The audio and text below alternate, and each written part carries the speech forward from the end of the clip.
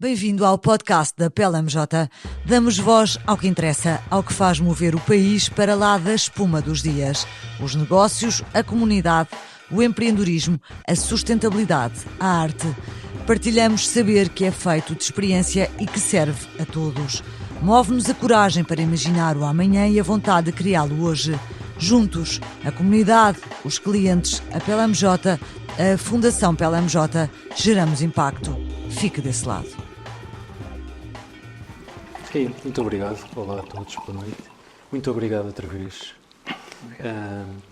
por aceitarem este desafio. Acho que temos de começar pelo inevitável, ainda que me pareça que andemos ainda um pouco às apalpadelas relativamente ao futuro mais próximo, quanto mais ao futuro mais distante. Mas podíamos começar por conversar um bocadinho sobre o que é que vocês acham que esta vitória do Trump significa para os próximos 10 anos. Sobretudo, o que é que significa? Já tivemos mais tempo a pensar sobre isso, mais do que tivemos sobre estes primeiros 2 dias de atividade extraordinária do presidente recém-eleito. E se calhar podíamos começar por aí e sobre o que é que isso significa para o futuro politicamente, sobre as posições, sobre as campanhas eleitorais, sobre as futuras eleições nos Estados Unidos e fora dos Estados Unidos. Sei que é uma pergunta extraordinariamente ampla. Aberta. Queres que eu comece? Pode ser. Bem, quer dizer, de facto, primeiro de tudo, obrigado pelo convite. O que é que pode significar? É difícil dizer porque há um lado muito imprevisível em Trump. No entanto, pelo que ele fez nos primeiras horas, digamos assim, quer os discursos, quer as ordens executivas, há um sinal muito claro. Ele tenciona cumprir aquilo que anunciou que ia fazer, não é? Portanto, isso tem muito a ver com aquilo também que lhe deu a vitória, portanto, aquela coligação mais ampla que ele foi construindo, com outra base social, com outra base, e em muitos aspectos eu estou convencido, mas posso me enganar, estou convencido que, ponto 1, a outra vitória criou uma situação muito particular, porque foi uma surpresa, ele não estava preparado, não tinha nada pensado, não tinha equipa, não tinha nada, e do ponto de vista da própria opinião pública, foi um choque. Houve manifestações, protestos, recordamos da Torre Trump em Nova Iorque cercada e por aí adiante. Agora, o clima é diferente, houve uma aceitação, mesmo de quem não gosta do Trump, uma aceitação do resultado. Claro que, lendo a imprensa americana, continua a haver gente muito furiosa, muito zangada, mas eu creio que há quer dizer, o Pedro foi porventura demasiado para um lado durante os últimos anos, os últimos 4 anos, em boa parte porque, penso eu, o presidente Biden era menos presidente do que porventura deveria ter sido, porque ele não era exatamente alguma das coisas que aconteceram nos Estados Unidos, e agora está a vir por outro lado, sendo que, naturalmente, não creio que haja os riscos que as pessoas dizem, eu não creio que ele não se pode comparar de nenhuma maneira com os países que foram destruindo, por assim dizer, a democracia com eleições inesperadas, ou mais esperadas ou menos esperadas, porque há algumas coisas nos Estados Unidos que foram pensadas desde o princípio e estão lá precisamente para evitar que isso aconteça. A principal delas, que as pessoas muitas vezes esquecem, é que o poder do Presidente é limitado pelo facto de aquilo ser uma República Federal, ou Federativo, portanto. E, portanto, há uma parte gigantesca das opções de dia-a-dia que não são tomadas em Washington, são tomadas ou nas capitais dos Estados, ou mesmo mais abaixo, e às vezes muito mais abaixo, mesmo muito perto de...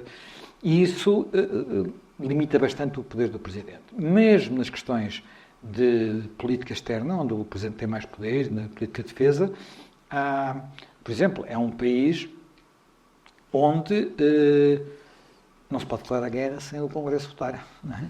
Portanto, isso é uma coisa sempre muito... Se bem que já tem havido um bocadinho mais às vezes, enfim, margem de manobra presidencial não vai ser muito limitado. Para mobilizar realmente as Forças Armadas não se consegue fazer isso. Depois há eleições daqui a 2 anos, outra vez, não é? E se as coisas correrem mal para Trump, daqui a 2 anos ele fica perto, pelo menos a maioria da Câmara dos Representantes. Senado é mais difícil.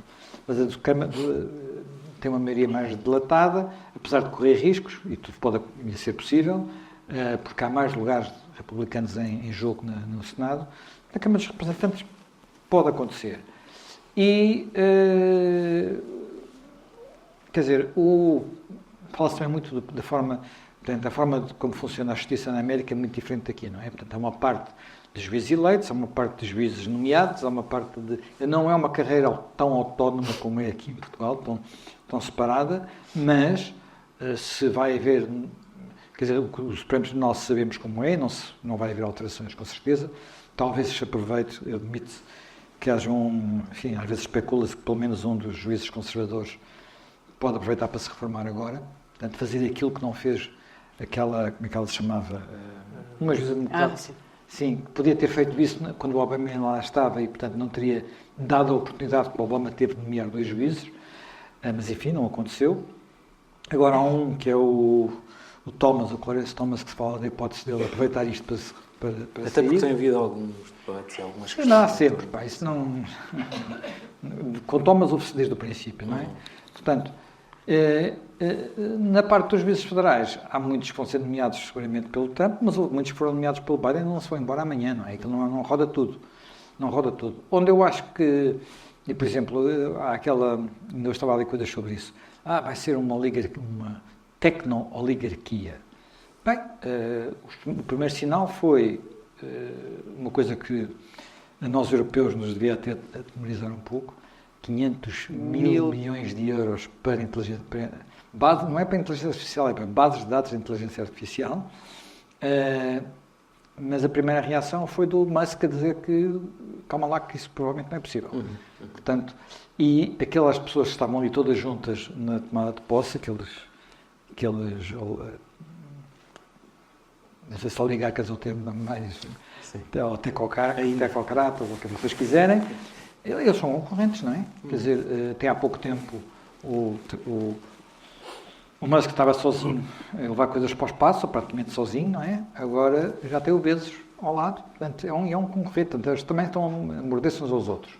Portanto, não é propriamente evidente que à escala mundial são gigantescos, portanto, às vezes para nós são gigantescos.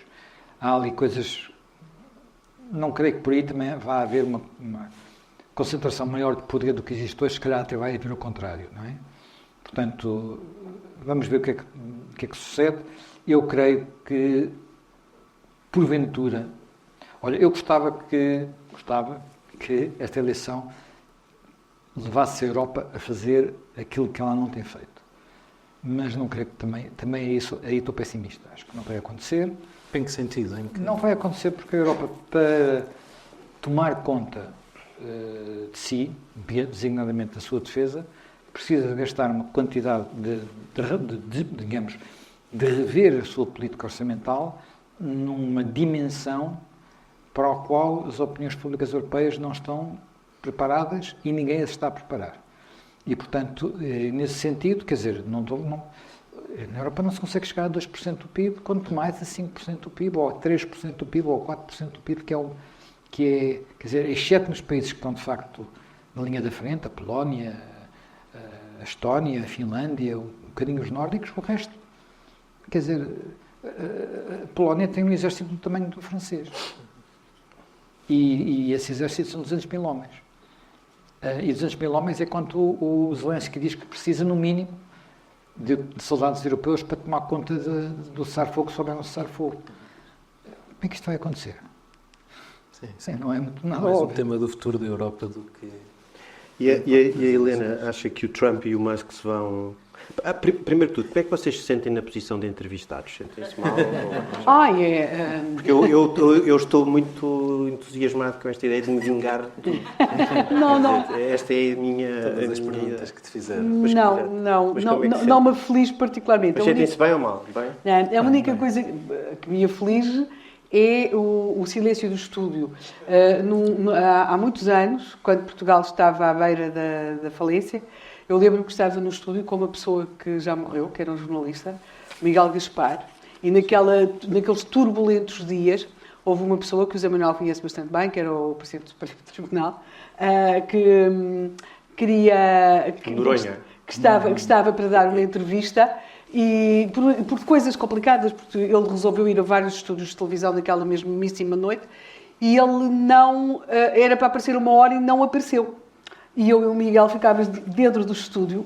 O facto de estar comigo, se estivesse sozinha, poderia ter sido mais complicado. Mas já tínhamos feito a 4ª dinastia. Quer dizer, fomos para ali fora, como sabíamos bastante história de Portugal, daquilo, quer dizer, bastante, o suficiente para aguentarmos ali uma noite inteira se fosse preciso, não é? Portanto, não era por ali que o gato ia às filhoses. Sim, o silêncio do estúdio às vezes pode ser uma coisa que intimida mais do que as perguntas. Portanto, respondendo a isso, passemos então à pergunta. Passemos à pergunta do Trump. Há uma coisa curiosa, estava a ouvir o Zé Manuel, que é saber se o Musk e o Trump se vão zangar irremediavelmente. Está toda a gente à espera que isso aconteça. Mais tarde ou mais. À espera ou a querer que isso aconteça. Eu acho que não necessariamente com o Trump. O Trump é um homem velho neste momento. O Trump, isso nota-se muito também em relação à eleição anterior. Eu acho que ele neste momento tem muito mais uma perspectiva do que é que vai ficar para a história. Acho que mesmo todas aquelas coisas da conquista do novo espaço, a passagem do sonho do Kennedy da Lua para o sonho de Marte, não é? Acho que isto, a evocação da Era Dourada, do Camelot, ele não referiu o Camelot, mas acho que é um bocado esse o imaginário que está lá e que se associou àquele tempo breve do Kennedy, para lá do próprio facto de ele ter sido um homem que sobreviveu a um atentado, que também é uma coisa que costuma mudar a própria perspectiva face à vida e sobretudo face à morte. E, portanto, eu acho que ele é um homem substancialmente diferente. Não direi o mesmo de outro tipo de conflitualidade que possa aparecer naquele universo hipertestosterónico que compõe parte daquela equipa. Não creio que eu, neste momento, veja um Trump muito mais a olhar já numa perspectiva de o que é que vai ficar disto, não é? Portanto, acho que nesse sentido não será por aí a grande conflitualidade. Agora, o que eu acho, o problema que se coloca em relação a este tipo de análise e perguntas é que, efetivamente, diz-se que é verdade e que o mundo da advocacia ganhou um espaço desmesurado, até nos negócios, em tudo aquilo que as pessoas de antes faziam de uma forma quase que informal, mas não foi apenas aí. Quando nós olhamos para a própria ideia do que é que pode vir a acontecer, é um bocadinho aquela perspectiva do nexo de causalidade, não é? Ora, a história não tem qualquer nexo de causalidade. Aliás, seria muito bom, porque o grande problema dos políticos é que imaginam que se fizerem estes procedimentos, estes, o resultado será isto. Frequentemente é precisamente o contrário daquilo que esperavam. E eu acho que é isso que está a acontecer. Que nos está a acontecer não apenas com a vitória de Trump, mas podemos ir à Itália, podemos ir à França, podemos ir ao Reino Unido, ver aquilo que está a acontecer é precisamente o contrário daquilo que essa ideia quase de causalidade nos tinha incutido e nos tinha levado a acreditar. Porque em matérias de previsões só há uma previsão certa, é que elas falham geralmente 100%. Eu vou dar 2 exemplos. Deixa-me dar 2 exemplos. O fim da União Soviética? Não. 2 exemplos já com o Trump. Nós passamos meses a dizer que quando o Trump chegasse à Casa Branca, o Netanyahu ia ter carta branca. Aconteceu o contrário. Quando o Trump ainda não tinha chegado à Casa Branca e deu uma ordem ao Netanyahu. E passámos meses a dizer que quando o Trump chegasse à presidência, o Zelensky estava feito. E o Zelensky agora a esperança que tem é que ele resolva algum problema. E ele hoje fez uma espécie de tweet, não é? Aquilo que foi na rede social dele, que além de ter uma espécie de ultimato ao Putin, tem uma coisa que irrita muito os russos, que é um pormenor muito interessante, que é ele dizer: os russos ajudaram-nos, a nós americanos, a ganhar a Segunda Guerra Mundial. Para os russos, só existem eles na Segunda Guerra Mundial. Não há mais ninguém. Portanto, não existe, o resto não existe, o resto eram uns figurantes. Portanto, só aquela frase é muito... É quase como espetar uma faca, não é? Pois, portanto... Não sei se é consciente, se ele sabe o que está a fazer, mas pode ter esse efeito. Portanto, nós estamos sempre a enganar-nos nas previsões. Sim, quer dizer, das coisas mais interessantes é ver o que é que se escrevia antes da União Soviética ter começado a implodir, não é? Portanto, eu acho que se tem de perceber o seguinte: as previsões falham. O que eu acho que conta nas democracias, nas ditaduras contarão outras coisas, é mais fácil, mas nas democracias o que conta é muito mais a fidelidade a princípios do que propriamente a capacidade de execução de programas, porque aquilo que nós temos neste momento é que há pelo menos 2 décadas, 3 décadas, que nós assistimos aos líderes do centro democrático a fazerem precisamente aquilo que dizem que os fascistas vão fazer para que os fascistas não governem. Portanto, se nós virmos, por exemplo, a rebuscada engenharia eleitoral usada em França, se nós virmos o que tem sido, por exemplo, alguns processos de controlo de setores mais ruidosos no Reino Unido, não é? E este controlo pode passar mesmo por intervenção nas contas bancárias pessoais de algumas pessoas. Se nós virmos, por exemplo, aquilo a cada apocalipse anunciado quando cada uma destas pessoas chega ao poder e depois, como o apocalipse não acontece, de facto acaba por funcionar quase como que ao contrário. E depois, focalizando aqui no caso do Trump, que é sem dúvida o mais importante, nós não podemos achar que vem aí o fim do tempo, até porque na medida em que ele já esteve no poder e os Estados Unidos continuaram. E eu acho, aliás, que esta onda, se quisermos, muito mais de direita, e às vezes numa direita muito populista, muito agressiva, muito retórica, muito ruidosa, eu acho que há 2 coisas a ter em conta. Em primeiro lugar, ela é a grande beneficiária daquilo que nós podemos designar como o wokismo, não é? Porque, como no centro-direita, ou no direita moderada e no centro-esquerda, não houve capacidade, nem vontade, nem disponibilidade para enfrentar isso, acabou por ficar todo um sentimento popular. Aliás, achei muito interessante, até sobretudo quando associada à figura, a declaração do Trump no discurso de que ia fazer a revolução do bom senso, que seria a última expressão que eu aplicaria ao Trump. Mas se nós, de bom senso, traduzirmos por senso comum, sim, não é? Percebemos do que é que estamos a falar. Não é? Mas é common sense. Pronto. E, portanto, tem muito a ver com isso. Esse senso comum, que era um cimento das sociedades, para lá das suas circunstâncias ideológicas, sociedades governadas entre o centro-esquerda e o centro-direita, esse senso comum que foi alienado pelo centro-esquerda porque ficou cativo da esquerda radical e pelo centro-direita porque ganhou medo de falar, deixou todo um terreno disponível para estes protagonistas que, à partida, nos pareceriam improváveis e, em muitas circunstâncias, inapresentáveis. Na verdade, eles só estão a conseguir o que estão a conseguir porque eles são exatamente assim. Ou seja, era preciso que fossem assim para que se pudessem afirmar. Agora, a grande questão que se nos coloca, ou pelo menos a mim se me coloca, é o que é que vão fazer com o poder que têm na mão. Olhando aqui para a Europa, e ficando aqui mais neste lado, eu acho muito interessante a experiência da Meloni. Acho que é talvez neste momento a figura que mais, em termos europeus, de rostos, porque a Europa tem uma enorme falta de rostos, até porque a França está afogada na crise em que está. Nunca se deve brincar. Os ditadores e os candidatos a tais, os fascistas, os comunistas, podem brincar com a democracia, porque eles não são democráticos. Agora, os democratas não podem tentar subverter a democracia. E aquilo que nós temos em França é claramente uma subversão, uma alteração, uma engenharia com as regras do jogo democrático. Isso paga-se muito caro. Em relação à Meloni, eu acho que neste momento, e beneficiando muito do esvaziamento daquilo que são as lideranças da França e da Alemanha, e com a saída também do Reino Unido da União Europeia, neste momento temos uma afirmação de uma líder que tem respeitado as regras da democracia até agora, tanto quanto se sabe, que tem, de alguma forma, conseguido capitalizar ali algum apoio popular e, portanto, acho que acho que é algo a seguir com bastante interesse. No caso dos Estados Unidos, aí as coisas são muito mais, são de outra grandiosidade, mas também isso o Zé Manuel aqui referiu muito bem, a sociedade norte-americana tem outros mecanismos de controlo, não é? E de capacidade de enfrentamento e de controlo de quem a lidera que as sociedades europeias não têm. Há um grupo de... Desculpe interromper. Sim. Há um grupo de pessoas, votantes no Trump nos Estados Unidos, que acham que ele não vai fazer muitas coisas que disse que ia fazer.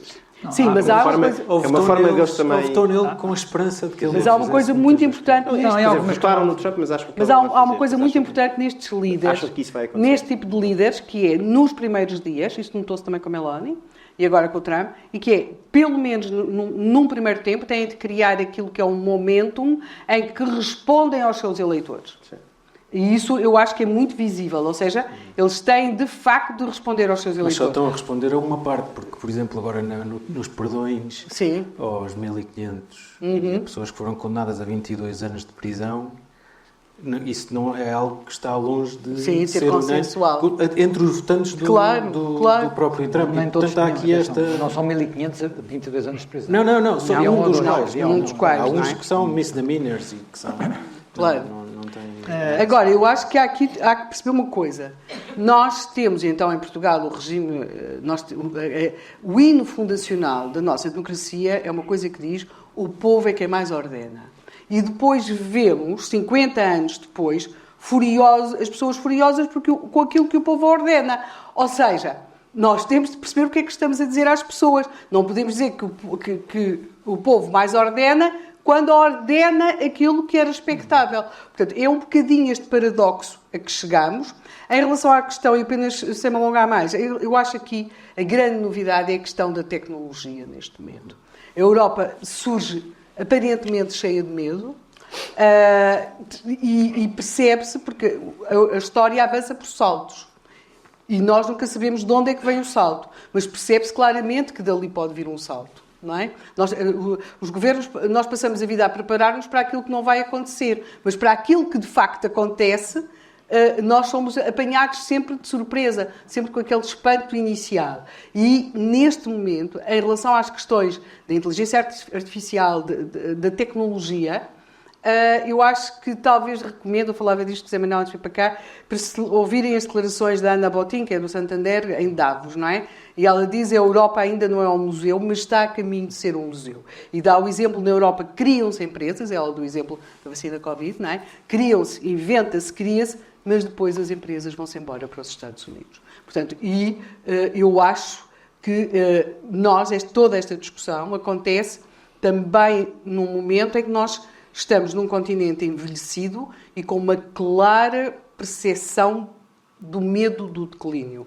Eu sei que o Trump fala bastante nos Estados Unidos, vai travar o declínio americano, mas há ali uma demografia e uma economia que estão muito longe daquilo que nos acontece, porque a demografia que é fundamental nestas coisas, nós estamos também num espaço em declínio e isso coloca toda esta discussão de uma forma muito diferente daquela que acontece no continente americano e coloca-a de uma forma muito mais dramática, na minha opinião. Ou seja, eu acho que nós, na Europa, poderemos estar disponíveis, ou vermos os eleitorados com disponibilidade para propostas com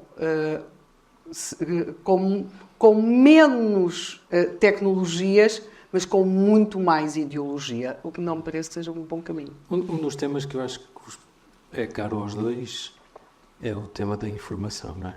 Uma das medidas, e o Pedro sabe mais disto do que eu, relativamente ao papel das plataformas e à intervenção que as plataformas podem ou não podem ter e as medidas que foram tomadas agora pelo Trump, o que é que isso vai fazer à informação? E muitas vezes fala-se, por exemplo, das declarações da Meta sobre a Zuckerberg, sobre deixar de ter controle da informação, no fundo, e permite também poupar imenso dinheiro, que é um dos temas até pelos quais a cotação subiu bastante. Mas aqui o que é que vai acontecer no imediato. Aqui também é um próprio backlash do Trump, pelas razões que ele acha que foi silenciado muitas vezes, e muitos outros podem também achar que foram silenciados. Eu acho que o problema, para ser franco, começa nos órgãos de informação. Portanto, o problema, para ser franco, começa em uma coisa que a mim me achei extraordinária, aqui em Portugal, teve uma dimensão absolutamente alucinante, designadamente, enfim, nos sítios mais espantosos, que foi a forma como se manipulou, não tenho outra expressão para dizer isso, o gesto do Musk transformando uma saudação nazi, que claramente quem conhece o que é uma saudação nazi sabe que não é aquilo, e pessoas estenderem a mão imediatamente serem designadas. Quer dizer, aquilo que eu vejo agora nas redes sociais é toda a gente com a mão estendida, não é? Portanto, a Kamala, a Catarina, a Mariana Mortágua, o Pedro Nuno Santos, tudo. Procura-se pequenas fotografias e é fácil, e apanham sempre umas fotografias deles de mão estendida. E até com há diagramas, não é? Sobre os graus que podem quer dizer, agora, quando isso é tema que ocupa os jornalistas e os comentadores, quem está a ver diz estas pessoas vivem num mundo diferente, num mundo à parte. Mas porquê é que isso acontece? Porquê é que isso acontece? Porquê é que são os jornalistas a falar para si próprios? São os jornalistas a falar para as pessoas? Uma parte são a falar para si próprios e, portanto, estão mais preocupados com aquilo que os seus colegas vão pensar do que eles estão a dizer do que propriamente com o seu público, que é uma coisa que, porventura, é comum a muitas outras classes profissionais. Portanto, aqui não haverá grande novidade. Não haverá grande novidade. Portanto, e depois... eu acho que eu há muitos anos li um livro, por acaso, escrito por uma pessoa muito de esquerda, eu não julgo que ele foi, não sei se ainda é, diretor do Monde Diplomatique. O livro tem mais de 20 anos, é um livrinho pequenino chamado Os Novos Cães de Guarda. Na altura, ele achava que os jornalistas estavam a ser os cães de guarda do grande capital, mas ele disse uma coisa que eu não me esqueci, e que eu acho que era uma observação interessante. Ele dizia assim: antigamente, noutra época, quando se dirigiam para os locais de trabalho, os jornalistas vinham nos mesmos autocarros e nos mesmos transportes públicos em que vinha a classe baixa. Ele falava em Paris, portanto, em que vinham os operários, em que vinham as classes baixas. E agora vivem noutro mundo. E eu acho que em parte isso começa aqui. Portanto, nós falamos de bolhas, mas as bolhas não são só as bolhas das redes sociais. São as bolhas sociais propriamente ditas. Portanto, e que, de facto, as pessoas vivem muitas vezes em mundos diferentes. Coisa que nos Estados Unidos se agrava, porque nos Estados Unidos, e não é de agora, não é do Trump, é uma coisa que tem, eu diria, otimisticamente 20 anos, eu diria que vai mais para trás. Eu lembro de pessoas contarem que tinham estado, quer dizer, que achavam estranho que, ao serem convidados para um jantar em Nova Iorque, se perguntasse se eram democratas ou republicanos, porque isso não se misturavam. Portanto, eu já passei várias vezes férias nos Estados Unidos, e ter encontrado pessoas que não conheciam ninguém que tivesse votado Trump. O Trump era presidente. Não conheciam ninguém. Portanto, viviam noutra... Quer dizer, e achavam estranho darem-se com isso. Em Portugal houve uma altura em que era parecido com isso, na altura do PREC, até dentro das famílias, que às vezes iam cada um para o seu lado, zangados, deixavam-se de falar, essas coisas todas. Mas depois, hoje, quer dizer, nós tivemos deputados na Assembleia da República de partidos diferentes, um na oposição e outro no governo, e continuaram casados, não é? Portanto, casais, não é? Aconteceu. Enfim, alguns depois deixaram de estar casados, mas não foi pela política, foi por outras coisas. Digamos que a política é a parte mais fácil dos casamentos. É mais compatível. Foi por outras coisas. E, portanto, isso faz com que, se eu de repente só falo com pessoas que só me movimento em meios onde não tenho noção do que pensam outras pessoas, se eu não conheço ninguém que tenha votado no Chega, por exemplo, e em Portugal é quase 20%, de repente, como é que eu posso perceber o que é que eventualmente significa votar no Chega? Quais são as motivações que levam? Quer dizer, agora, aqui em Portugal é 20%, nos Estados Unidos é 50-50, não é? Portanto, metade para um lado, metade para o outro. E eu acho que isso tem relevância, acrescentando um outro facto que é também muito e que tem a ver com a própria evolução desta indústria. Portanto, há umas décadas atrás, a informação não estava disponível como hoje está instantaneamente. Portanto, de qualquer forma e de qualquer maneira em todo o sítio. E, portanto, eu sou de um tempo, estou sempre a recordar isto, quando eu era miúdo, uma vez, já não sei que acontecimento é que foi, que eu que morava relativamente perto daqui, portanto, ali ao Conde Redondo, os meus pais à noite, um dia, saíram de casa para irem até ao Rossio, onde havia as notícias de última hora passavam por cima da loja de notícias, numa coisa assim iluminada, que as coisas iam passando as notícias. Estava a acontecer qualquer coisa no mundo importante e não havia outra forma de eles saberem, a não ser que esperassem pelo dia seguinte. Desculpe interromper. Onde talvez o jornal do dia seguinte trouxesse, se ainda fosse a tempo do fecho. Quando morre o Sá Carneiro, o general Yanes tem o último comício de campanha no Rossio. Esse comício é apresentado na altura há um grande envolvimento, até de figuras de televisão no Partido Socialista. Quem estava a apresentar era o Fialho Gouveia. E o Fialho Gouveia, portanto, tem ali aquelas pessoas todas, estava-se à espera que chegasse o general Yanes, ia ser o comício, e ele, Rossio, a Praça Central de Portugal. Já se sabe que o primeiro-ministro morreu. E as pessoas estão no Rossio e não sabem o que aconteceu. Embora o Raul Droz já tinha lido na televisão a notícia. Mas as pessoas estavam no Rossio e não sabiam. E ele vai sempre dizer, vamos aguardar, há uma comunicação que vamos fazer, porque a grande questão é quem é que vai comunicar a estas pessoas o que aconteceu. E as pessoas começam a saber, porque há pessoas que vão chegando ao comício porque vão dizer, não é? Portanto, eu acho que é difícil entender como é que isto pode ter acontecido. Como estas coisas, portanto, o papel de mensageiro, digamos assim, quase que desapareceu. Mudou, sim. Quase que desapareceu, quer dizer, e portanto, a partir daí, passou-se para o jornalismo interpretativo. Só que o problema, a diferença entre o jornalismo interpretativo e o jornalismo opinativo é muito... O interpretativo porquê? Porque tenta dar algo mais do que só o facto, para ver se acrescenta alguma coisa às outras redes. O facto é conhecido, não é? Okay. O facto é conhecido. A maior parte das vezes já é conhecido.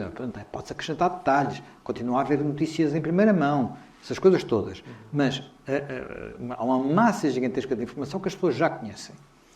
Ou já viram, ou porque viram em direto, ou porque receberam um WhatsApp, enfim, já conhecem. E, portanto, aquilo que as pessoas também esperam, atenção, isto é nas duas direções, as pessoas esperam algum enquadramento. O problema é que quando o enquadramento se torna parcial e, portanto, não é interpretação, é a opinião.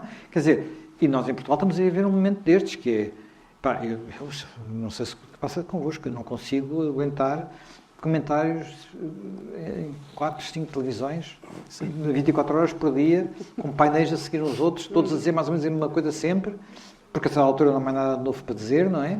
Portanto, muitos deles completamente desequilibrados, e portanto, e é uma espécie, parece o hamster na roda, não sai dali, não é? Portanto, e isto não ajuda, quer dizer, não dá para perceber o que se está a passar à volta, quer dizer... Mas isso cria um nível grande de incerteza sobre quais são as nossas fontes de informação. Sim, e muitas vezes tentar perceber... Eu estava a ouvir outro dia um podcast de um jornalista que trabalhou no New York, tinha sido correspondente do Economist nos Estados Unidos, depois desempenhou muitos outros casos, e ele estava a contar como é que percebeu... Qual foi a eleição? Deixa-me ver qual foi a eleição. Como é que percebeu que o Reagan ia ganhar as eleições? Portanto, vamos ver aos anos que isto foi. Ele percebeu que o Reagan ia ganhar as eleições um dia que entrou num bar de irlandeses para beber uma cerveja, Guinness, admito, e de repente percebeu que aquilo que era a base eleitoral dos democratas ia votar Reagan.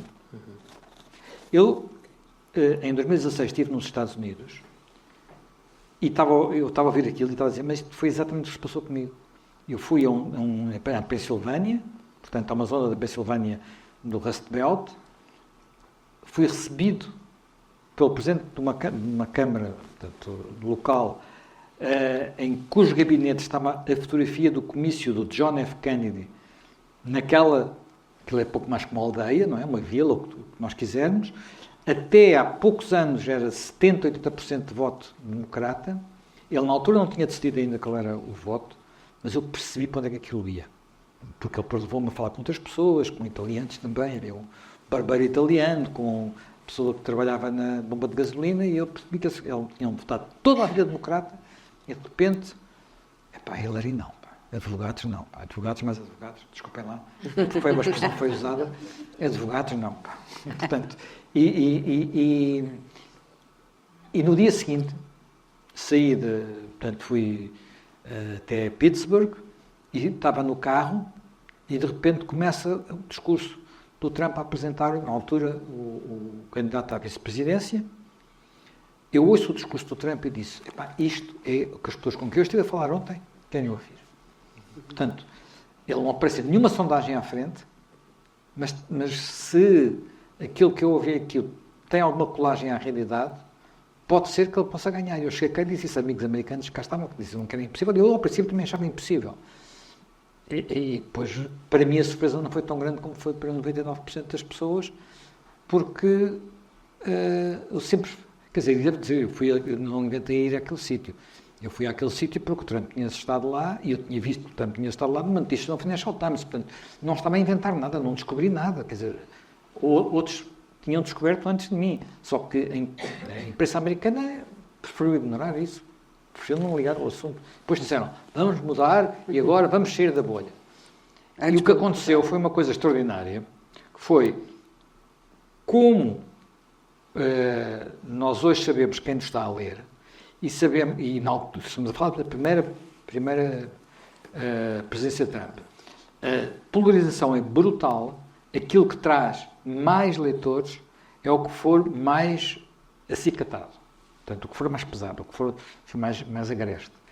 E, portanto, o que aconteceu foi que, como nós, nas redações, de todo lado, temos uns ecrãs que dizem quantas pessoas estão a ler ou não estão a ler os artigos, e de repente via-se, quanto mais radical fosse o artigo, mais leitores tinha, em vez de saírem da bolha, meteram-se mais na bolha ainda. Portanto, isto. E depois acharam que tinha corrido tudo maravilhosamente por causa de 2020. E, portanto, podiam ir por ali adiante. Eu acho que hoje dá para perceber que não era assim. Não sei. Mas isto então só tem tendência para piorar, não é? Pois isto, a certa altura, repara, eu ainda hoje estava a conversar sobre este assunto. Nós temos umas tags, não é? Portanto, há umas coisas que temos que pôr nos artigos para as pessoas poderem carregar e depois passarem para outros, saberem. Quem carregar em Trump apanha os artigos todos que saem em Trump, quem carregar em PSD tudo que tiver PSD, essas coisas assim. E aqui há uns tempos eu estava a publicar textos e disse assim, mas que chatice, eu só tenho politicamente correto, já ninguém usa isto. Portanto, porque o próprio tema, o wokeismo, que hoje está por todo lado, não existia. Quando é que a gente começou a falar disso? Há muito pouco tempo, não é? 2, 3 anos, não sei. Portanto, porque até há 2, 3 anos era até que nós tínhamos posto, era politicamente correto. Que não é exatamente a mesma coisa, andava lá perto, era muito mais soft, digamos assim, do que aquilo que é hoje, era só uma linguagem, não tinha tudo o resto que vem associado, e agora de repente tivemos que acrescentar um conceito novo. Quanto tempo é que isto vai durar? Não sei. Só que esse conceito, da minha opinião, acabou a destruir a esquerda e a transfigurar a direita. E porque a grande questão, a grande mudança de discurso que nós notamos, nós temos a nossa cabeça formatada para líderes políticos que nos falam de projetos para o povo, só que o povo desapareceu do discurso.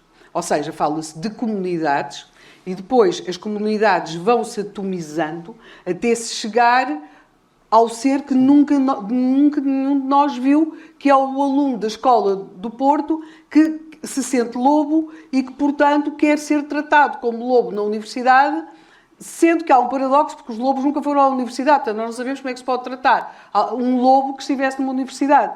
Portanto, houve uma atomização, ou seja, nós temos, e isso é muito visível, durante todo o século XX, todo o discurso era feito para o povo, em nome do povo e para governar o povo. E nós temos visto aqui o processo de desaparecimento do povo, no caso português, talvez só tenha paralelo com o desaparecimento da palavra ultramar. A palavra ultramar, que enchia os jornais no dia 24 de abril de 1974, desaparece dos jornais e à medida que a palavra ultramar desaparece e nós temos no pós-25 de novembro de 75, vemos aparecer a palavra Europa, que era uma palavra que praticamente nós não tínhamos na nossa comunicação. Portanto, eu acho que aquilo que nós temos aqui é um desaparecimento do povo. E, sobretudo, ao centro deixou de se falar de povo e passou a falar-se para determinadas comunidades. E, ao mesmo tempo que, cada vez mais, os líderes de centro falavam para comunidades e minorias, e depois minorias dentro das minorias e minorias, até uma atomização completa, alguém pegou no discurso do povo.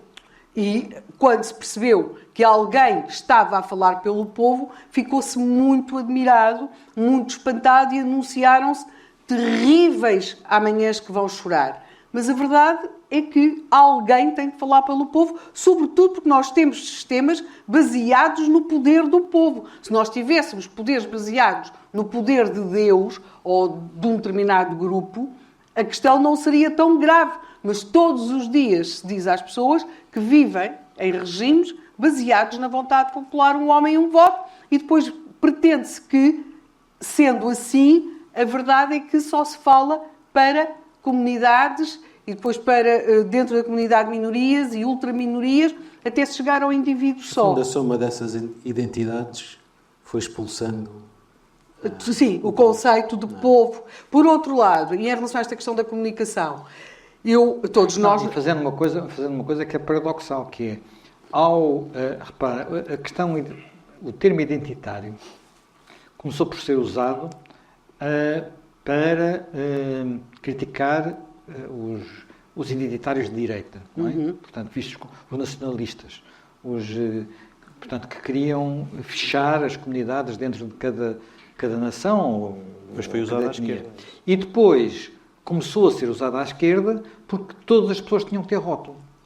Portanto, há um vídeo que andou a circular por aí das primeiras aulas de uma universidade ao pé em Washington, estado de Washington, ao pé de Oregon, em que havia assim uma roda, o professor apresentava-se e depois os alunos tinham que dizer se eram... Eu até tive que ver ao dicionário, que na altura não sabia aí, porque já foi há uns anos. Tive que ver o que era cisgénero. Qual era o rótulo? Ou se eram cisgénero, se tinham algum antepassado de uma minoria étnica qualquer. Tinham que ir por ali fazer uma quantidade de descrições, porque cada daquelas etiquetas depois correspondia a uma hierarquia. Portanto, digamos, ser homem, cisgénero, branco, era colocar no fundo da escala. E, portanto, tudo o que fosse ligeiramente... E para isso, depois levou... Quer dizer, obviamente que não... No limite, isto é contra o famoso discurso de Luther King, o discurso do sonho, não é? Ao contrário, exatamente. Mas foi assim... Quer dizer, há dezenas de livros publicados sobre isso, explicar que tinha que ser diferente. Deixa-me só perguntar uma coisa sobre os próximos 10 anos ou 20 anos do jornalismo, porque como estava a ouvir-vos, se a informação já não está só nos jornais... Mas há uma coisa muito mais complicada no jornalismo, na minha opinião, e que nós somos sempre colhidos de surpresa, porque de facto nós não conseguimos fazer previsões, e que eu acho que foi o que aconteceu durante a pandemia Covid. Ou seja, mostrou-se por parte do jornalismo uma extraordinária... A imprensa tornou-se militante, porque não é só militante no destrambelho das opiniões, de acharem que há 42 géneros ou 50 géneros, não. A certa altura, passou a usar-se uma linguagem que é sempre associada a momentos de propaganda no sentido político do termo, e dos anos 40 do século passado, e em que, de repente, nós vimos a opção por não publicar certas notícias, a ideia, a convicção e a defesa de que certas notícias, certas informações não eram publicadas porque não eram credíveis, mas sendo que aquelas que estavam a ser publicadas, porque tudo aquilo era novo, ninguém sabia nada, não é? Portanto, não havia uma verdade que se pudesse dizer institucionalizada e, de repente, criou-se um sentimento, não era de censura, era um sentimento de heresia. Note-se que em Portugal o termo usado é um termo politicamente muito grave, que é negacionista. Não é? E, a dado momento, a questão do ser negacionista podia ser desde as pessoas que negavam em absoluto que houvesse um vírus, às pessoas, como era no meu caso, questionavam se as crianças deviam ou não ser vacinadas, por exemplo. Há uma coisa que é a origem do vírus. Sim. Durante muito tempo. Sim, há pouco tempo fizemos as um redes programa sociais, a meta censurava quem sugerisse que o vírus não tinha vindo do mercado, podia ter vindo do laboratório. E isso, objetivamente, não tinha... Quer dizer, hoje em dia é a tese dominante, é que saiu do laboratório.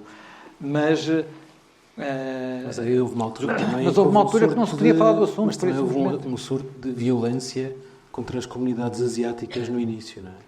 Sim, porque não estou a dizer que justifica violência, plenamente, desconfiança em relação aos restaurantes chineses. Que também os SICs sofreram, que depois também não tinha nada a ver. Não tem nada a ver com isso, mas não teve assim uma dimensão muito grande. Eu acho mais complicado, para ser franco, sinceramente, nós temos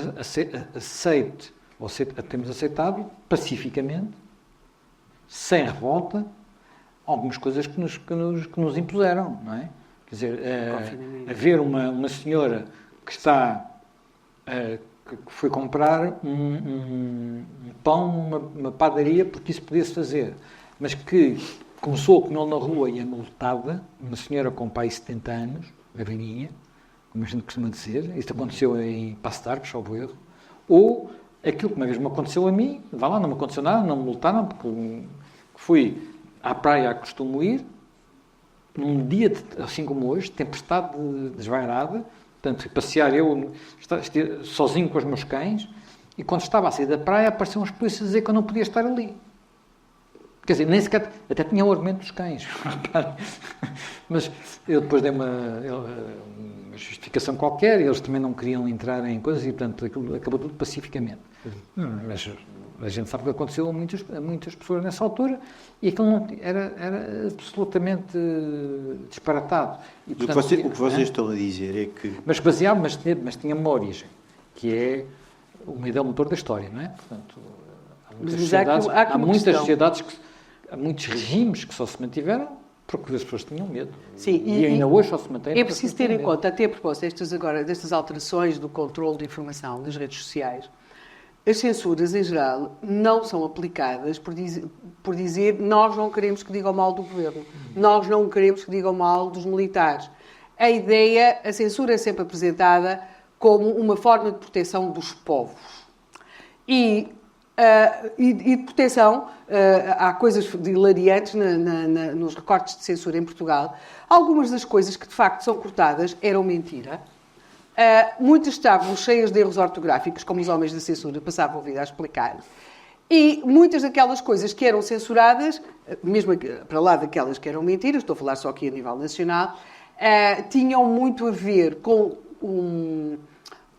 algumas coisas que eram objetivamente mentira, que era a excelência da vida na União Soviética e seus países à volta. E uma outra coisa que é muito cara e que nós vemos, aliás, penso que será muito cara, uma empresa como esta, e porque é uma coisa que cala fundo nas opiniões, e que é a defesa do nome das pessoas.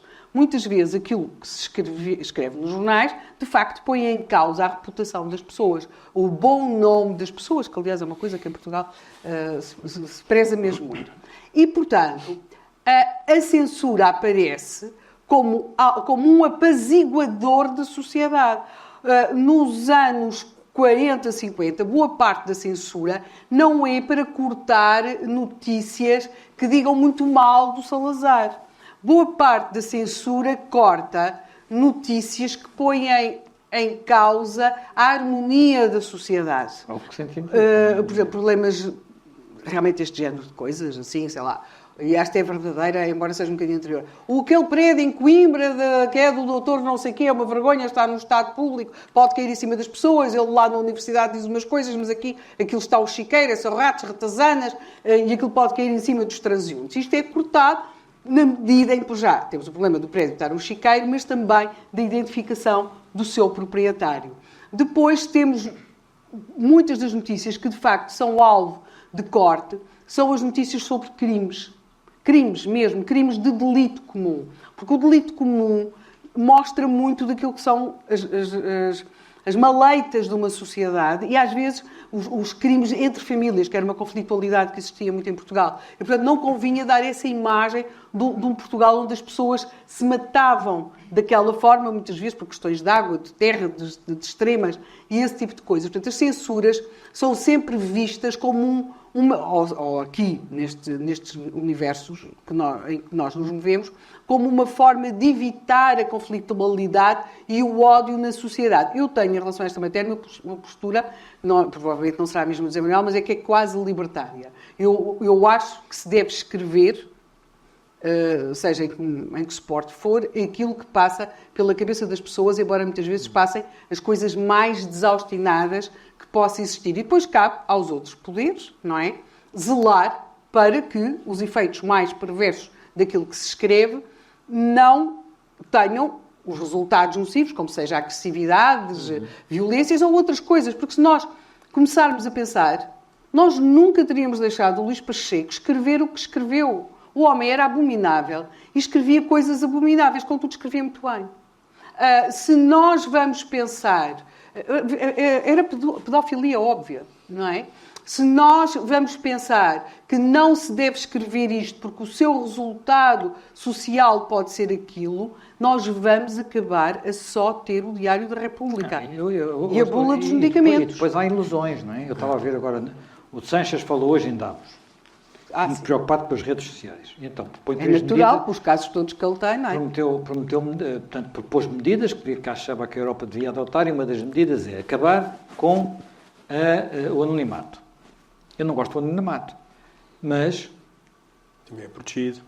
Hã? O anonimato é protegido. Mas... Não, mas não é só isso. É não ter ideia de que a maior parte das coisas horríveis das redes sociais não são anónimas. Não são anónimas. Por exemplo, as caixas de comentários do Observador, as caixas de comentários do Observador têm lá coisas horríveis. E apesar dos mecanismos todos que pomos, as pessoas arranjam maneira de tornear, encontram sempre, quando percebem que aquilo foi bloqueado porque tinham uma palavra que não podiam usar, metem um asterisco no meio, metem um travessão, fazem um truque qualquer para aquilo passar na mesma. Mas só podem comentar assinantes. Portanto, estão todos identificados. E quer dizer, a gente vai ao Facebook e a maior parte das coisas horríveis estão escritas com a cara das pessoas. Há umas que não estão. Quer dizer, é evidente que a gente sabe que depois há trolls, que há mecanismos de multiplicação, fábricas, essas coisas assim.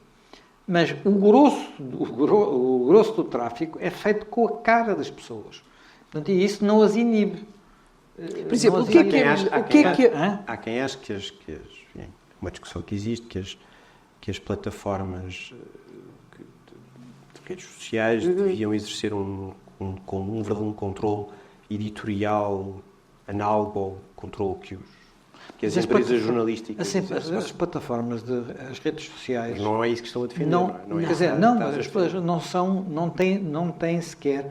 Quer dizer, a sua natureza não é essa. Não é essa, pura e simplesmente. Aquilo são... o pessoal cultural chinesa que é os dazibaos, que é uma coisa onde as pessoas põem o que nos apetece. É evidente que no caso dos chineses só podiam-se pôr coisas num determinado sentido, mas pronto. Mas depois nos apetece, portanto, há os disparates maiores. Mas, evidente que os advogados, aliás, tinham uma prática, porque o problema está sempre a discutir-se o suporte, e cada época discute o seu suporte. Nos anos 30, um dos grandes problemas em Portugal eram os panfletos que os advogados escreviam na defesa dos seus clientes. E tenho a dizer-vos que escreviam coisas verdadeiramente assombrosas. A Biblioteca Nacional tem um depósito legal e tinham meios económicos e, portanto, faziam um folhetozinho, depois o outro fazia outro folhetozinho, depois o outro visado da testemunha fazia outro folhetozinho. Quer dizer, o Cunha Leal, que era advogado e político, não é? E para além de mais, um grande orador, A coisa mais simples que ele escreve sobre o Salazar, e isto não é cortado, é monge voluntariamente castrado. Daí para a frente era desgalha pessegueiro. Portanto, para além de mais, tenho-lhes a dizer que as pessoas hoje têm uma pele muito fina, não é? E, portanto, tudo lhes dá um slick e mais uma coisa.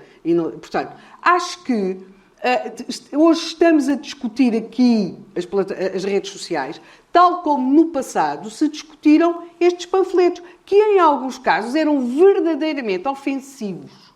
Agora, o saldo que nós temos é que é sempre melhor que as pessoas publiquem, até porque é a melhor forma que existe para desmentir aquilo que na verdade toda a gente sabe que se diz e que não se diz. Eu fiz a pesquisa para uma série de televisão, porque antes de estar a minha vida profissional tem tido várias fases, e durante algum tempo fiz consulta para séries de televisão. E numa das séries de televisão que fiz consulta, embora a história estivesse feita, nós tínhamos ali de criar verosimilhança histórica, que era, sei lá, as protagonistas eram as Doce. Se elas vão ter um concerto em Braga, se têm saído de Lisboa a que horas. Portanto, temos de saber onde o carro vai parar para abastecer, mas onde é que havia bomba de gasolina e qual era o preço. Este tipo de coisas, porque a história delas, pronto, nascido do testemunho delas, e toda a gente ouviu, os mais velhos, certamente que aqui estão, os mais novos talvez não, aquilo que foi o boato da Laura Diogo com o Reinaldo. Elas estavam nos Estados Unidos, são acordadas à meia da noite, a dizer-lhes o boato que estava a correr em Portugal. Foi difícil explicar-lhes, até porque elas não sabiam bem até quem é que era o homem. Portanto, tudo aquilo era muito complicado. E o que era difícil, e quando elas regressam a Portugal, metidas dentro dos fabulosos casacos de peles verdadeiras, quando elas chegam ao aeroporto da Portela, estava aquilo tudo cheio de jornalistas, e é o mundo do parece bem. Ou seja, os jornalistas não escrevem o que é o teor do boato, não se escreve sobre o que é que está ali em causa, toda a gente fala-se que corre um boato, não se diz o que é, elas não o podem desmentir. Ou seja, é a armadilha perfeita. Aquelas mulheres, durante anos, quando atuaram, atiravam-lhes bananas para o palco. Ele passou, até eu que não sei nada de futebol, percebo que ele passou do Benfica para um daqueles clubes lá de cima, não sei se Boa Vista, se Braga, uma coisa assim, o que é uma notória despromoção.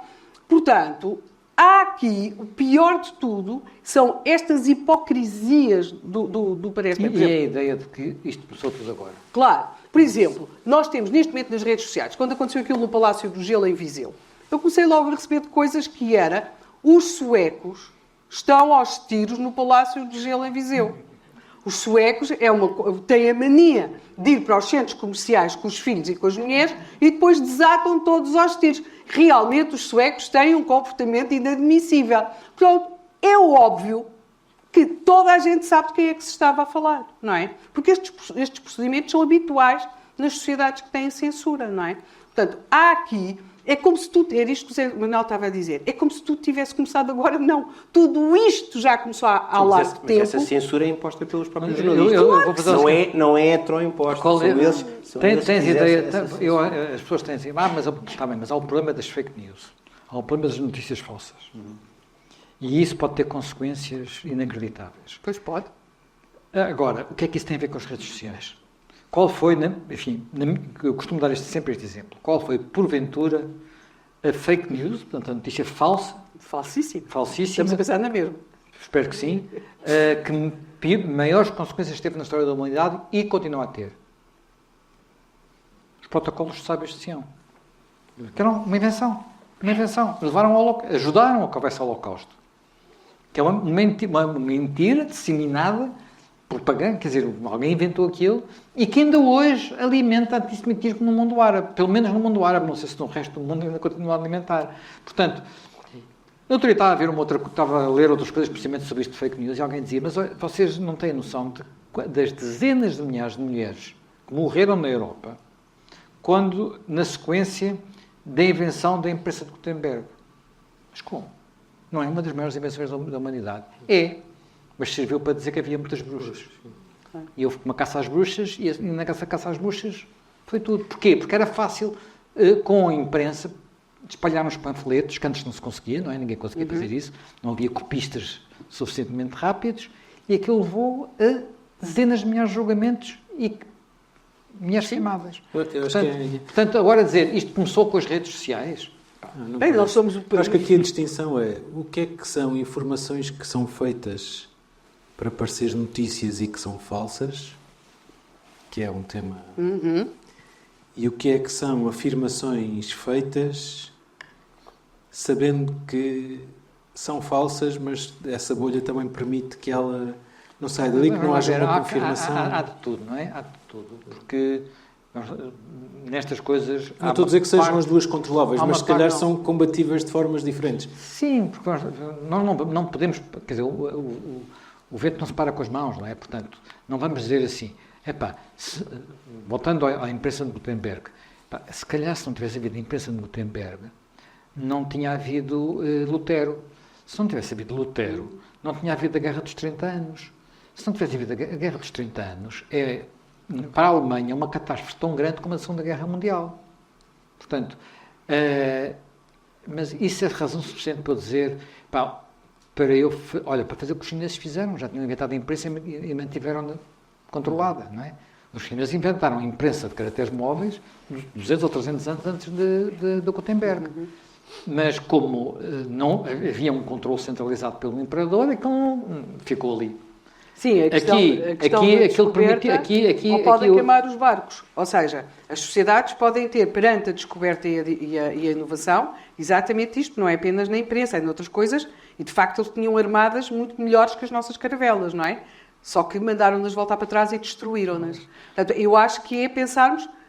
É claro que hoje no mundo em que estamos já não é possível fazer isso, mas são duas atitudes perante a mudança. Também é que, como é que... Só, já não vou...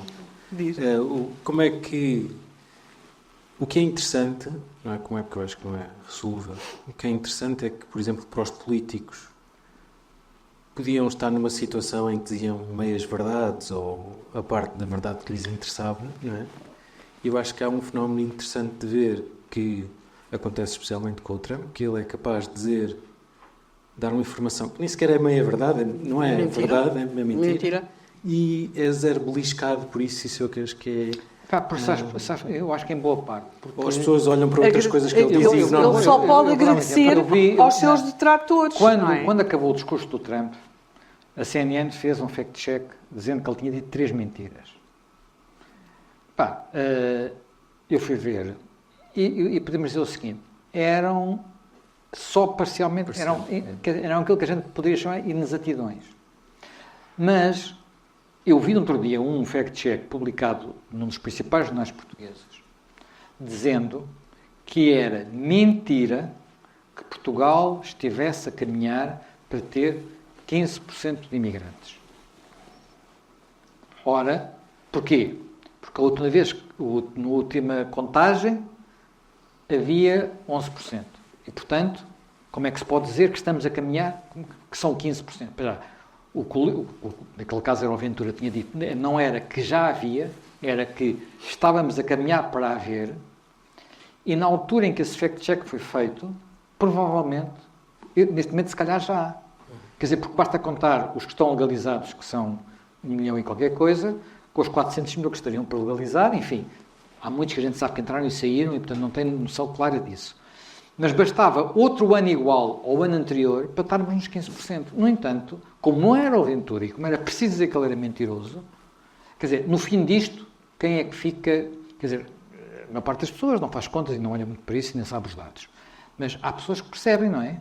Há pessoas que percebem e, portanto, há uma desconfiam tanto uma desconfiança, e, portanto, até à altura estão a desconfiar do fact-check e olham para o outro e dizem, então, olha, são todos iguais. São todos iguais. São todos iguais, quer dizer... Agora uma curiosidade, os jornalistas do Observador já usam inteligência artificial ou não? Ou usam e não dizem? O que é que tu chamas de usar? Quer dizer, se de vez em quando vão ao chat GPT para fazer perguntas, é possível. Eu não costumo. Mas não sabem, vocês não sabem. Vocês sabem. Sim, mas quer dizer, na verdade, eu fazer pergunta ao chat GPT, neste momento, para fazer perguntas, é um Google mais sofisticado. Não é? É um Google mais sofisticado. Agora, se pegam naquilo e copiam a resposta, não creio que façam. Até porque aquilo ainda está, em português, é muito tosco. Não um bocadinho tosco. Mas, quer dizer, nós estamos a tratar de ter a inteligência artificial a otimizar o trabalho dos jornalistas. Isso estamos a trabalhar nisso, temos empresas que estamos a trabalhar com algumas empresas e com alguns softwares para poder, em algumas coisas, evitar certo tipo de trabalho que os utilizadores fazem ou fazer trabalhos que nós não temos recursos para eles fazerem, mas que sentimos que o produto ficaria melhor se tivéssemos aquele tipo de complemento ao que já temos. Isto acho que, quer dizer... Mas é visto como uma ameaça? Acho que é visto dos jornalistas? Acho que é visto mais como uma oportunidade. Eu não creio que seja uma... É como tudo na vida, a tecnologia tem sempre um lado de ameaça. Mas nós não somos ludistas, não é? Portanto, é evidente que as coisas mudam e... Uma das razões porque as pessoas há uma coisa que é indiscutível, é que as pessoas escondem muitas vezes que usam a inteligência artificial, não confessam. Ainda estamos nessa fase. Sim, e não confessam, não dizem que usem porque têm medo do julgamento que pode recair sobre elas. Mas é estúpido, quer dizer, há coisas que nós percebemos. No outro dia recebi, aquelas coisas que chegam para o WhatsApp, uma fotografia, e olhei para ela e disse, isto não é possível. A fotografia, em termos, olhar para ela, parecia perfeita. Perfeita. Mas eu disse, isto não aconteceu de certeza. E depois, esqueci também, como tenho algum treino, fui fazer algumas verificações e a fotografia, quer dizer, não sei de onde é que ela veio, não descobri a origem, mas era falsa. Quer dizer, eu posso não gostar nada da Mariana Mortágua, mas a Mortágua não veste camisolas a dizer Viva o Hezbollah. T-shirts a dizer Viva o Hezbollah, quer dizer, até eventualmente pode pensar isso, mas com uma t-shirt a dizer Viva o Hezbollah, não faz. E a fotografia era uma t-shirt dessas na Mariana Mortágua e circulava aí como se ela tendo usado aquilo. Eu disse, não é possível, porque se ela tivesse usado aquilo, eu já tinha visto. Mas pronto, mas eu sei, porque estou aqui, estou a ver fotografias todos os dias, aquilo há de ter circulado por sítios onde as pessoas acreditaram, mas também ao contrário. Não é? Mas aí é mais uma facada na confiança da informação. Sim, mas isso desmente um pouco. Mas isso desmente um pouco o que vocês estavam a dizer de que as coisas sempre os problemas não são novos, não é? Claro. E não são novos, é verdade, quer dizer, a tecnologia trouxe uma série de coisas novas. Trouxe a capacidade a proliferação deste tipo de conteúdos de falsificação. Quer dizer, é uma coisa que não existia. Claro. Quer dizer, tecnologia completamente nova. Pedro Loba, desculpa lá, nós somos um país de 1383, acuda ao mestre que mata um mestre. Quer dizer, o mestre é que matou o outro. Portanto, já... Eu agora não sei se percebia...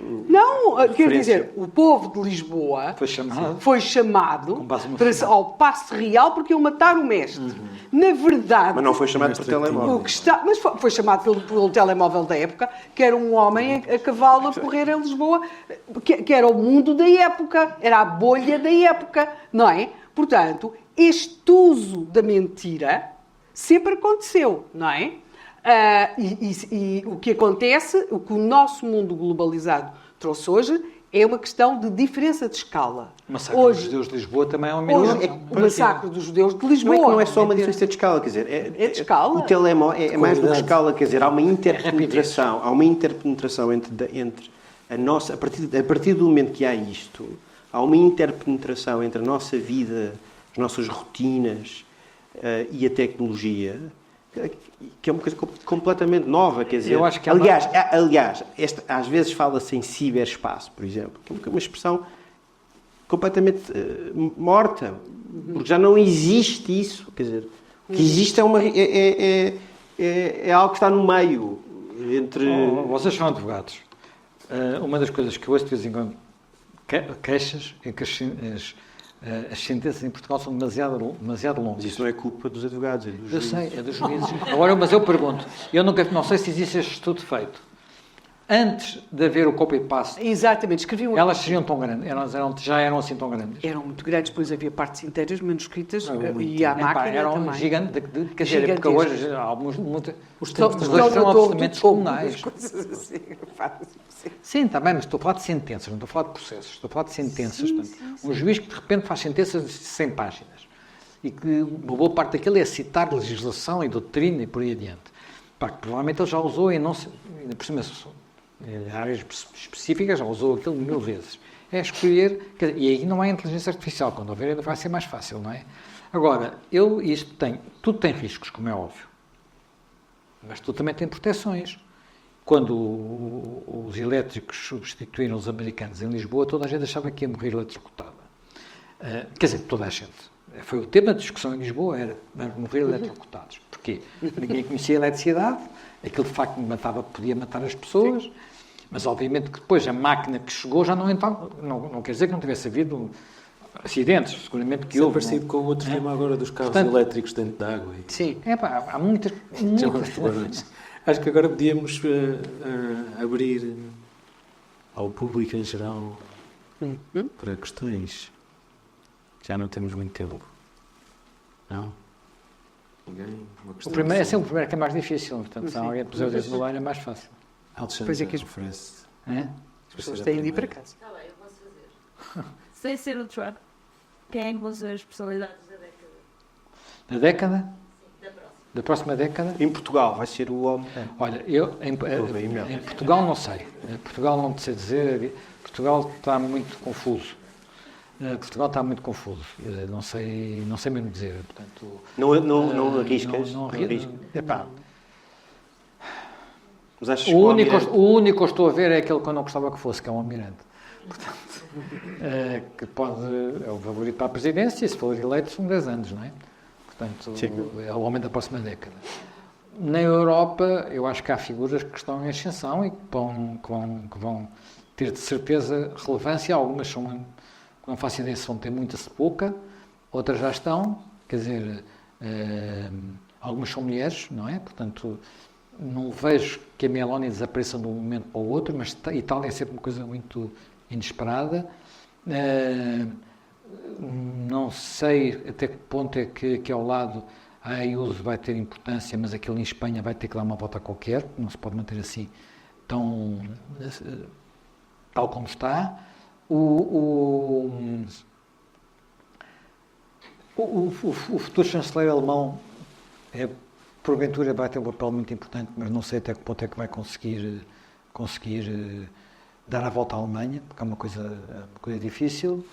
Por exemplo, mesmo indo para os Estados Unidos, que é quase inevitável, eu acho que nós temos que dar mais atenção.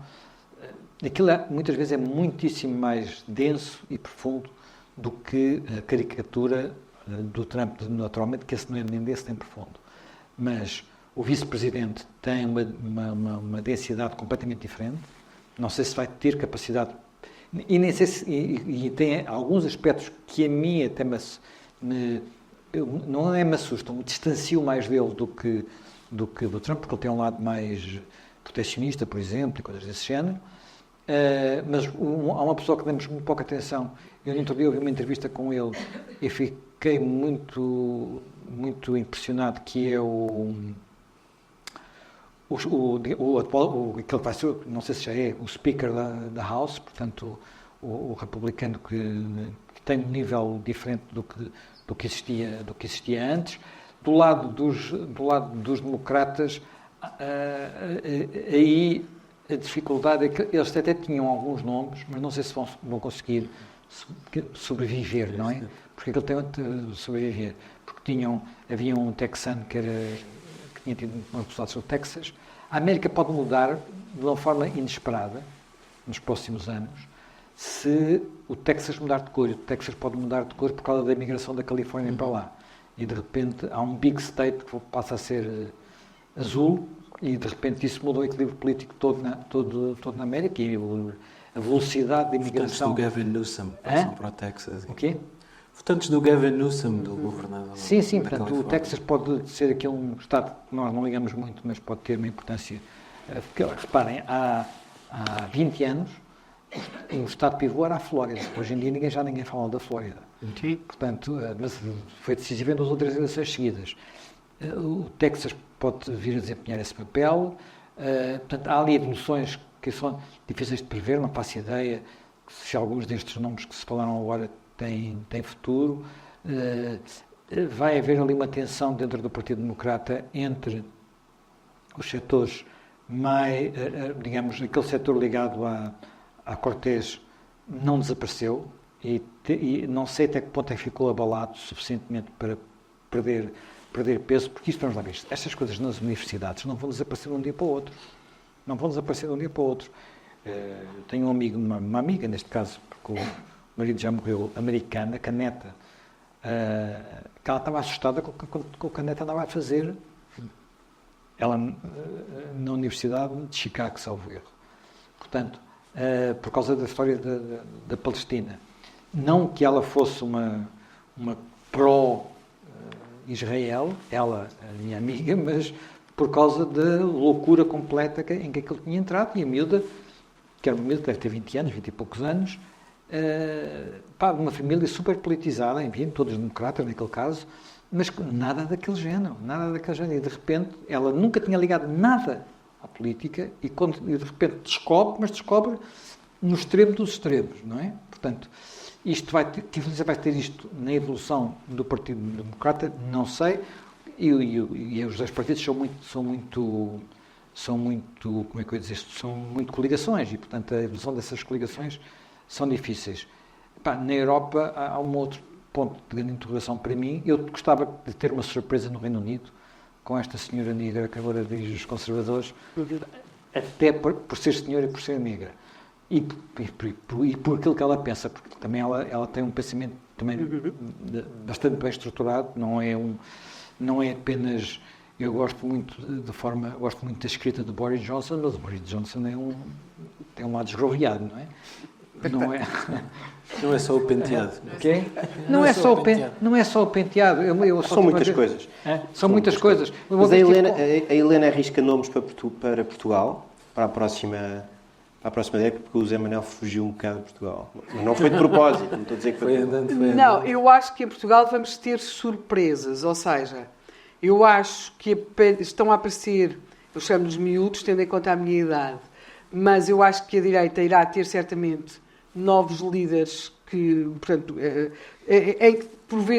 porventura, não sei se sou eu que desejo isto, se isto poderá vir a acontecer, em que o Ventura fica um bocadinho como foi o Berlusconi em Itália, mas o que eu vejo é que há muitos... O Ventura tem 40 anos. Eu sei, está bem? Ainda vai demorar muito. Pronto, mas aquilo também não pode ser assim durante tanto tempo mais. Sim. Portanto, acho que começa a haver nessa área muita gente que está agora com 20 e tal anos, 20 e poucos anos, e parece-me que vai ali aparecer pensamento, não é?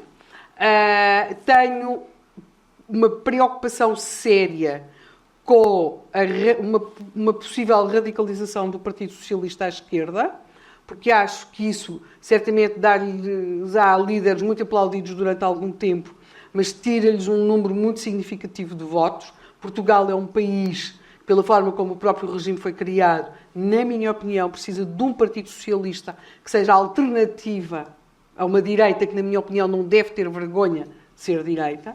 Porque uma das coisas também que irrita particularmente o eleitorado de direita é sempre aquele estatuto de subalternidade em que vê os seus líderes perante a esquerda, mas acho que uma radicalização do Partido Comunista, do Partido Socialista, pode ser o Texas desta história, ao contrário, pode desequilibrar aqui muito as coisas. Atenção, a possibilidade de Alexandre Leitão ganhar Lisboa não é uma possibilidade não é impossível. Não. E, aliás, até pode acontecer por e simples suicídio da outra coligação, não é? Sim. Que é uma coisa que não está completamente fora das cartas. Agora, o que em Portugal, de facto, neste momento é difícil, porque nós estamos todos em renovação.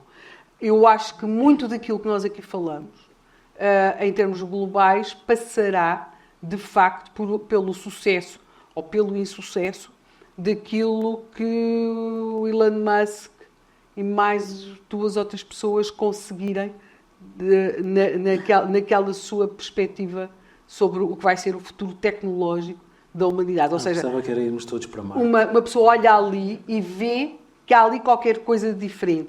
A questão de Marte é aquilo que o Kennedy disse. Nós escolhemos a Lua, nós escolhemos ir à Lua. E porquê que eles escolhem ir à Lua? Não havia... desenvolvimento tecnológico. E porque os povos precisam de ter desígnios e precisam de ter sonhos. E não podemos viver só do PIB, das contas públicas, do não sei quê, da transferência. Ou seja, os povos precisam de ter desígnios e de ter sonhos. E é muito importante este lado sonho se conseguir ser dada às pessoas. Mesmo que haja um lado louco nisso. Não sei se alguém ouviu a conversa, que não é bem uma entrevista, entre o Elon Musk e a líder da AfD. No final, é ela que lhe faz perguntas. E ele explica porque é que quer ir a Marte. É muito estranho. E é estranhíssimo. É uma pessoa ficar a pensar, mas este homem é... Quer dizer, se a gente não soubesse já o que ele conseguiu fazer, diríamos que ele é um... lunático. Quer dizer, um lunático ou marciano, não sei como é que se diz neste caso. Mas aquilo é uma coisa do género, nós precisamos de ir a Marte porque a espécie humana mais tarde ou mais cedo vai acabar e, portanto, precisamos estar noutro planeta para sobreviver. Quer dizer... É o argumento, este é o núcleo do argumento. O Musk acha que é um real perigo de extinção. Sim. Ele acha que quer dizer, mas ele não diz que a extinção é porque vai haver uma guerra nuclear, é porque as espécies se extinguem. Portanto, na altura que se extinguirem neste planeta, estão noutro planeta. Ele acha que estamos em 50-50. Diz que isto é mesmo 50-50. E isto é, agora... Estamos a atribuir também uma base teórica assim... Sim, mas quando é em 62, não é capaz de conseguir. Penso que é em 62 que o Kennedy faz o discurso da Lua. Não, estou de facto que isso foi um elemento, muito... até porque sim. A cortina de ferro era muito baixa e não dava sim, para ver depois, a desgraça tudo, que era do lado. exatamente, não é? Portanto, o que eu acho, basicamente, é que nós nunca percebemos, nós nunca conseguimos antecipar o que vai acontecer. Ficamos sempre muito surpreendidos por ter acontecido o que aconteceu, que é completamente diferente daquilo que nós tínhamos previsto que fosse acontecer. E não percebemos que a única coisa que inteligentemente conseguimos fazer não é lutar contra a mudança, é provavelmente manter sólidos um conjunto, não muito alargado, mas firme de valores que nos permitam continuar a não termos vergonha de nos olhar ao espelho ao longo dessas mudanças. Coisa que eu acho que aconteceu, por exemplo, durante a pandemia Covid, coisa que eu acho, por exemplo, quando vejo aquelas fotografias daquelas prisões naqueles países que estão agora a eleger, que acabaram por ficar nas mãos de gangues e, portanto, estão a fazer eleições de presidentes muito com um discurso muito securitário. Fala-se muito pouco destes populismos securitários na América Latina, mas é que, de facto, a pessoa olha e pensa, mas onde é que nós aqui no meio disto perdemos o caminho? Ou quando se vê, por exemplo, na minha opinião, e aqui eu sei que se calhar não é a melhor hora para todos queremos ir para casa, ou como se vê, e isto é mesmo a minha opinião, não vincula mais ninguém, os procedimentos que têm sido adotados em relação às crianças que são apresentadas como trans, nomeadamente em relação às meninas que fazem operações de mutilação ou começam a fazer tratamentos inibidores da puberdade muito precoces que sabe que vão Felizmente já está a vir para trás. Felizmente já está a vir para trás, contudo, o que a comunicação social dizia em Portugal, nomeadamente aquela, nós até estamos a fazer um programa de opinião, era que se estava a atentar contra a liberdade das crianças trans, seja o que for a liberdade de uma criança trans. Portanto, há aqui, eu acho que o que é importante é não se consegue lutar contra a mudança, mesmo que essa mudança seja a dos desvairados departamentos universitários nos Estados Unidos, no Reino Unido e noutros sítios. Mas acho que é importante manter um conjunto de valores que nos permita, no meio disso, continuar a ser capaz de defender aquilo que defendemos. Eu sei que para mim, porventura, já é mais fácil, porque, quer dizer, as pessoas, o envelhecimento traz várias coisas. Umas são boas, outras são más. A maior parte são más. Mas há uma que é muito boa, que se chama liberdade. E aí, em relação ao prever o futuro, é preciso sempre ter cuidado. Só para acabar. Só para dizer uma coisa, uma nota muito rápida, que é, em relação ao prever o futuro, eu, quando me pedem, digo assim, eu tenho que sempre ter muito cuidado, porque eu não me esqueço que Bill Gates, que foi o inovador que foi, escreveu um livro no final da década de 90, dizendo que o futuro na área das tecnologias de informação pertencia ao DVD. Ao DVD. Obrigado. Quem é que tem DVDzinho hoje aqui? Ai, cala, está lá uns em casa para se deitarem fora.